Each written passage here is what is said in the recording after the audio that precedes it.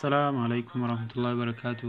jirtu hordoftoota chaanaalii kan kooti akkam fayyaa keessanii chaanaalii Rashaad Zeenuu ka jedhu akkam isin jirtu miti baga jiraattanii baga yoo nageessanii isiniin jedha bakka jirtanutti nagaa ta'an isiniin jedha. Egaa barumsa waa'ee zeenii irratti isiniif qabadhee dhufee jira.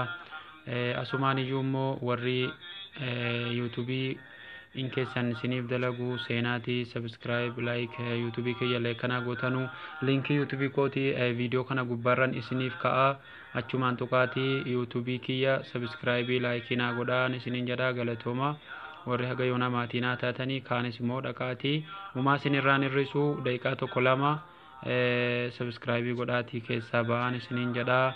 Barumsi irraa waa'ee zeeniiti. Zeenii riyaala 15 riyaala 7 kan baatii akkasitti meeqaan akka baafannu ilaalaa jechuudha.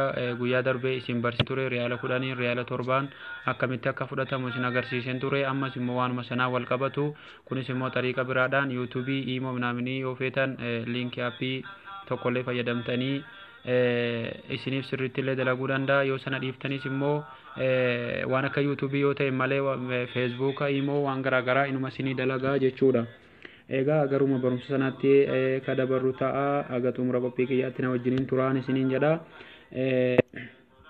Barumsi koo har'aa kuni kunoo kana dhalaan isiniin jedha. Barumsi har'aa kuni kunoo kanarratti wantan qabadhee dhufee jechuudha. Zeenii riyaala 5 jira va pa lakkoofsa tokko 959tti ergitu jechuudha.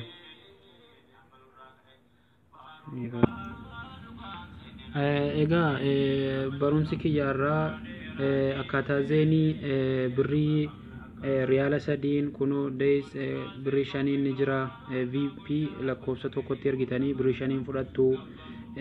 Birrii 7 guyyaa 7 fi va lakkoofsa 2tti ergitanii fudhachuu dandeessanii. Weeks 4 saabii ka jedhu kun immoo weeks kun guyyaa 28 baatiidhuma tokkoo fi riyaala saawudii 15 guyyaa baatii tokkoo fi va lakkoofsa 3tti ergitanii fudhachuu dandeessu. Kun hundi isaa kana keessaa kafeetan itti fayyadamuu dandeessuun isiniin jedha. Kan biraas immoo egaa kunoo waa pa lakkoofsa 3 ergitanii innillee riyaala 15 baatii tokkoo fi kan inni isiniif hojjetu jechuudha.